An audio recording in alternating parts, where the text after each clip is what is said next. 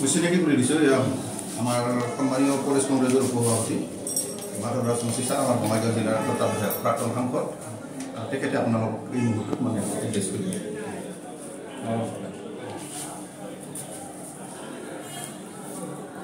May I start now? Yes, sir. পত্ৰকাৰ বন্ধুসকল আৰু আমাৰ লগত সহযোগিতা কৰা দলীয় বিধায়ক খণ্ডকাৰ ডাঙৰীয়া, প্ৰাক্তন সভাপতি ডাঙৰীয়া আৰু আমাৰ জিলাৰ সভাপতি ডাঙৰীয়া প্ৰমুখ কৰি ইয়াত উপস্থিত থকা দলীয় বন্ধুসকল, আজি মই অসম প্ৰদেশ কংগ্ৰেছ কমিটিৰ উপসভাপতি হিচাপে বঙাইগাঁৱৰ ইনচাৰ্জ নিযুক্ত হোৱাৰ পিছত সাংগঠনিক দিশৰ ওপৰত পৰ্যালোচনা কৰিবৰ কাৰণে ইয়াত আহি উপস্থিত হৈছে।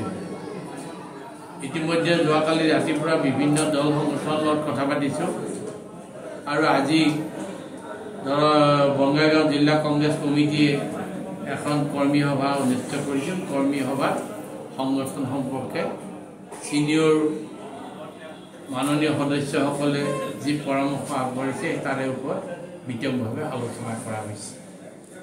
আজি চাওক, সাম্প্ৰতিক অসমৰ ৰাজনৈতিক পৰিস্থিতি খুব বেয়া।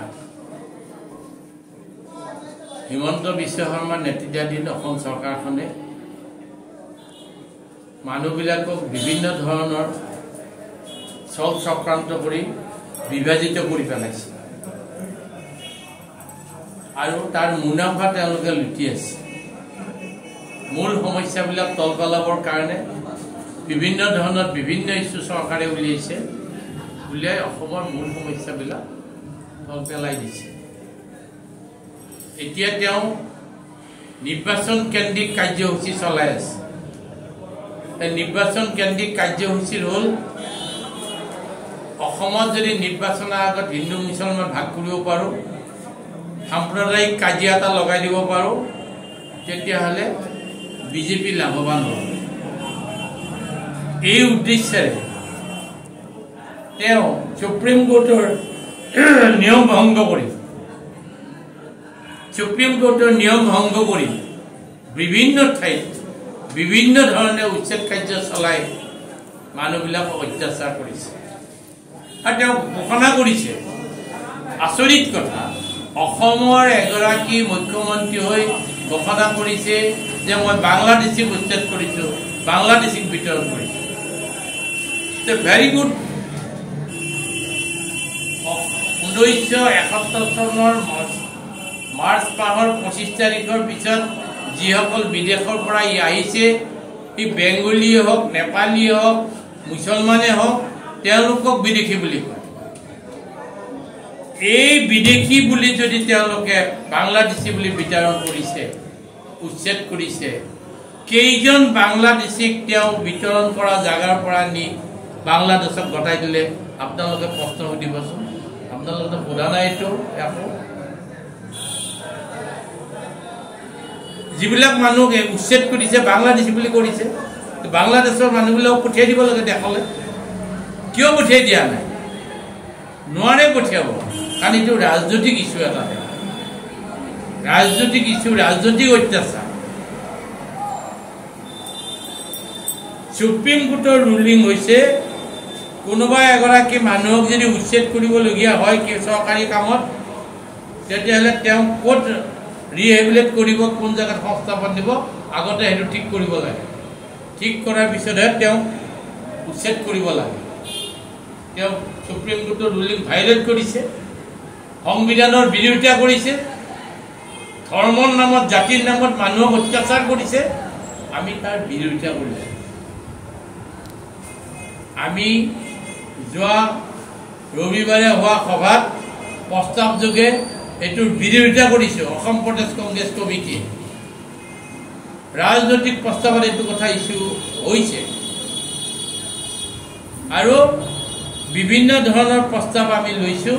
চৰকাৰৰ কুকীৰ্তিবিলাক আমি ৰাইজৰ আগত দাঙি ধৰিবৰ কাৰণে আমাক নিয়োগ কৰিছে। আমি এতিয়া ৰাজহুৱা সভা কৰিম, ৰাজপথত আন্দোলন কৰিম কৰি ৰাইজক চৰকাৰৰ কুকীৰ্তিবিলাক বুজাই দিম চৰকাৰে কথাখিনি জনাৰ পিছত ৰাইজে সিদ্ধান্ত ল'ব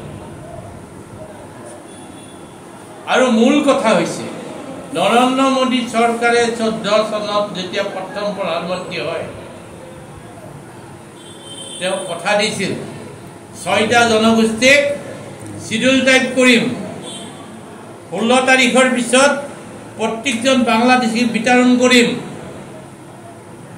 প্ৰত্যেকজন নিবনুৱাক 2 কোটিকৈ টকা দিম 2 কোটি নিবনুৱাক সংস্থাপন দিম আৰু ফৰেনৰ বেংকত থকা গোটেই টকা ভাৰতীয় টকাবিলাক ঘূৰাই আনি পেলাই প্ৰত্যেকটো পৰিয়ালক 15 লক্ষকৈ টকা দিম অসমৰ কোনোবা সাংবাদিকে কেতিয়াবা প্ৰধানমন্ত্ৰীক সুধিছেনে যে আপুনি ইমান যে ঘোষাত মিছা কথা কৈ গৈছিল এটা কিবা কাৰ্যকৰী কৰিলেনে এইকাৰণে কৈছোঁ আপোনালোক গণতন্ত্ৰৰ চতুৰ্থ স্তম্ভ গণতন্ত্ৰৰ চতুৰ্থ স্তম্ভ হিচাপে আপোনালোকে প্ৰধানমন্ত্ৰীক মুখ্যমন্ত্ৰীক সুধিব লাগে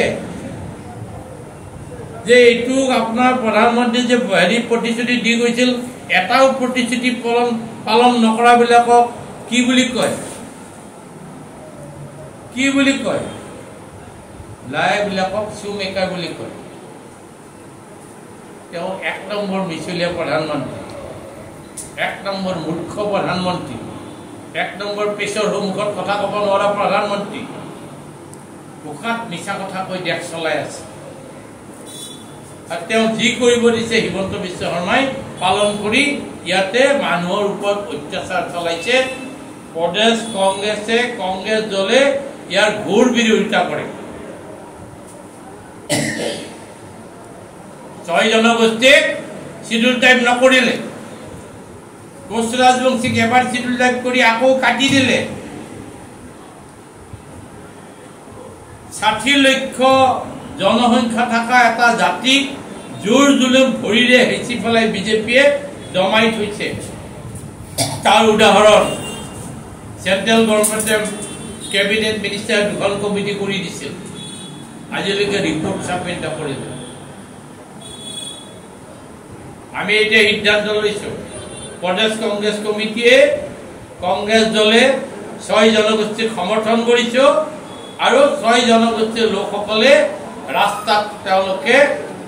ৰাস্তাত প্ৰতিবাদ কৰিব চৰকাৰ বৰ্জন কৰা সিদ্ধান্ত ল'ব আৰু বিজেপিক পৰাস্ত কৰিবৰ কাৰণে সিদ্ধান্ত লৈ ৰাজপথত আহিলে কোচ ৰাজবংশী সন্মিলনীৰ লগত প্ৰদেশ কংগ্ৰেছে যোগদান